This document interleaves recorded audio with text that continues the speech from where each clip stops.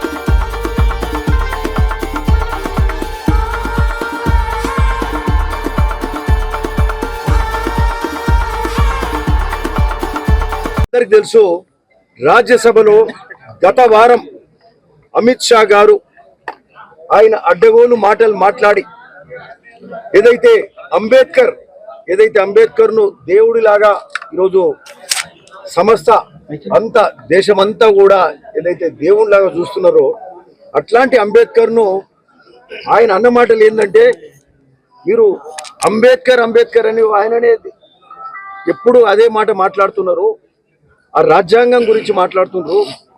అది కాదు మీరు మాట్లాడాల్సింది, దేవుణ్ణి తలుచుకుంటే కనీసం పుణ్యం వస్తుంది, అంబేద్కర్ గురించి మాట్లాడితే ఏమొస్తుందని అంబేద్కర్ ను కించపరిచేలాగా మాట్లాడిందంటే అది నిజంగా ఈ దేశ ప్రజలందరినీ కూడా, ఒక దళితులనే కాదు, దళితులను, అణగారిన వర్గాలను, బీసీలను అందరినీ కూడా ఈరోజు అవమానపరిచే విధంగా మాట్లాడాడు. అంబేద్కర్కి అవమానమే కాదు, దేశ ప్రజలందరికీ కూడా ఇది పెద్ద అవమానంగా భావిస్తున్నాం.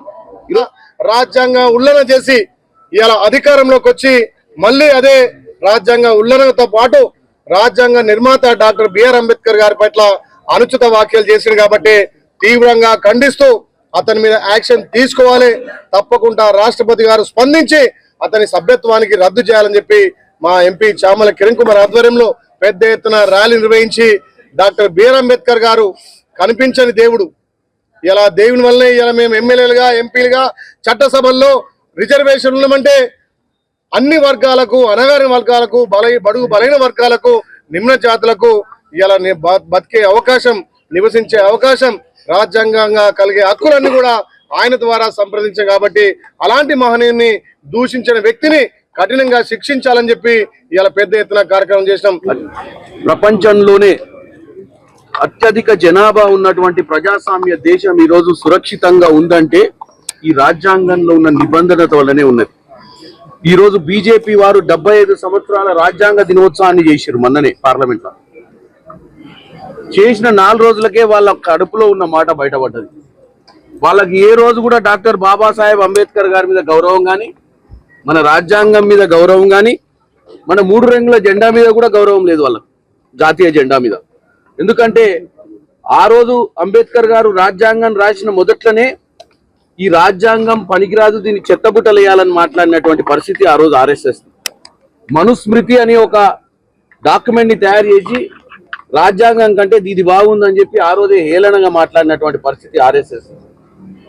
ఈ బీజేపీ ఆర్ఎస్ఎస్ వీళ్ళెవరికి కూడా ఈ రాజ్యాంగంలో అందరూ బాగుపడాలి, దళితులు వెనుకబడ్డ అట్టడుగు వర్గాలందరికీ కూడా అవకాశాలు రావాలన్న ఉద్దేశం ఏ రోజు లేకుండే.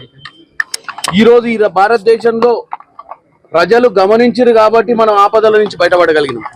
ఒకవేళ ప్రజలు గమనించకపోయి ఉంటే అబ్కీ బార్ 400 అంటే ఈసారి 400 సీట్లు కావాలని కోరుకున్నటువంటి నరేంద్ర మోడీకి కనుక 400 సీట్లు ఇచ్చుంటే రాజ్యాంగాన్నే మార్చేటువంటి కార్యక్రమం పెట్టుకుండు.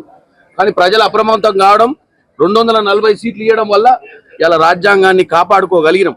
రాజ్యాంగాన్ని కాపాడుకోగలిగినాం కానీ వాళ్ళ మనసులో ఉన్నటువంటి విషయాన్ని ఇంకా వాళ్ళు మైమర్చిపోలేకపోతున్నారు. కాబట్టి రాజ్యసభలో అమిత్ షా గారు మాట్లాడిన విధానం ఇప్పుడే మా అన్నలు చెప్పారు. అంబేద్కర్ మాట కూడా ఉచ్చరించొద్దు, దేవుణ్ణి ఉచ్చరించుకొని మీకు పుణ్యం దక్కుతుందని చెప్పిందంటే ఎంత ధైర్యం ఉండాలి, ప్రజలు ఏమనుకుంటారని కూడా ఆలోచన లేకుండా. దానికోసమే ఈరోజు మేము కలెక్టర్ గారికి మెమరాండం ఇవ్వడం జరిగింది. ఈ మెమరాండం డైరెక్ట్ గా భారతదేశంలో ఉన్నటువంటి అధ్యక్షురాలు, ఆమె కూడా వెనుకబడ్డ వర్గము, ఆదివాసీ మహిళ ముర్ము గారికి, ఎస్పెషల్లీ ఇవాళ ముర్ము గారు కూడా ఇవాళ మన దేశానికి అధ్యక్షురాలు అయిందంటే రాజ్యాంగంలో అంబేద్కర్ రాసిన రాజ్యాంగం వల్లనే అయిందని తెలియజేస్తుంది. కాబట్టి ఆమె డెఫినెట్ గా దీని మీద యాక్షన్ తీసుకోవాలి. తీసుకొని రాజ్యసభలో మాట్లాడిన మాటలను రికార్డులకు వెళ్ళి తొలగించాలి. 1, 2 అమిత్ షా గారిని ఇమీడియట్ గా బర్తరఫ్ చేయాల్సిన అవసరం ఉందని